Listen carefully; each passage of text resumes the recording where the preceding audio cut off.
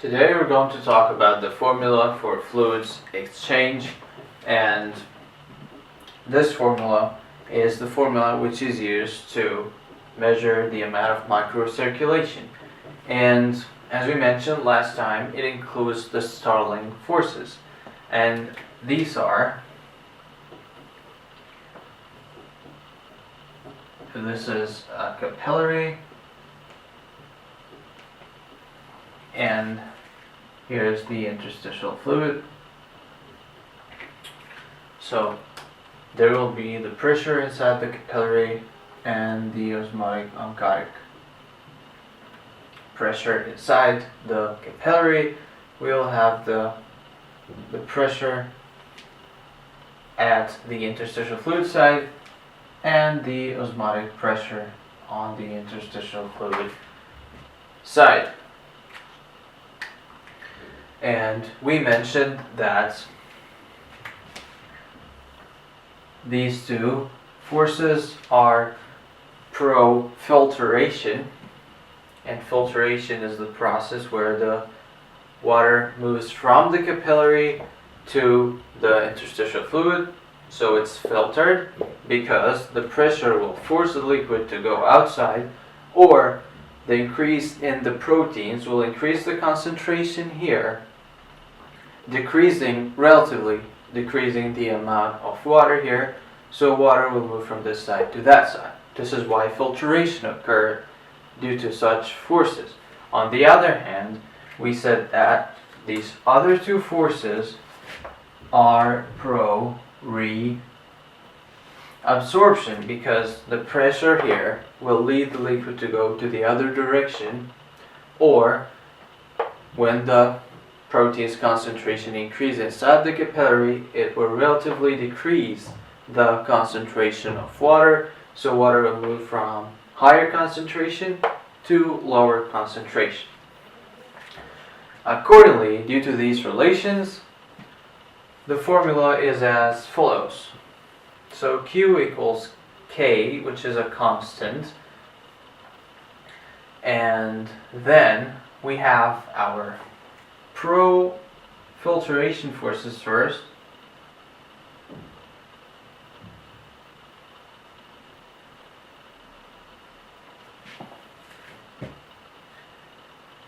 minus the pro-reabsorption forces, also summed together. So this is the formula for fluid exchange.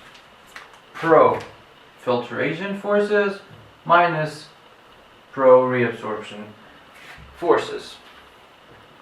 And we have different results.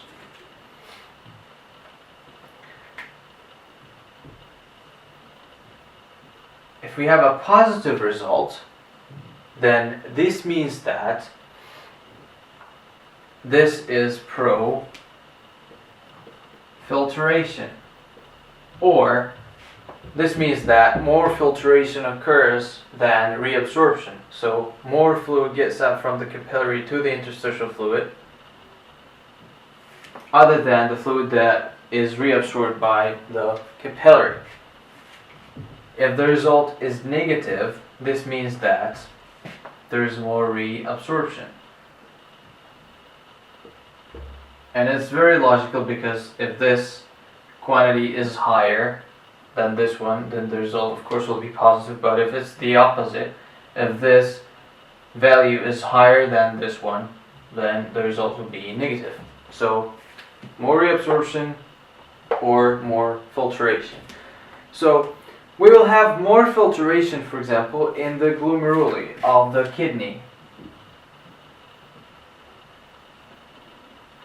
In the glomeruli of the kidney, of course, we'll have more filtration. Reabsorption, for example, will be in intestinal mucosa. In the intestinal mucosa, we expect to have higher values of reabsorption than filtration, and so on. So we can plug in some values. For example, if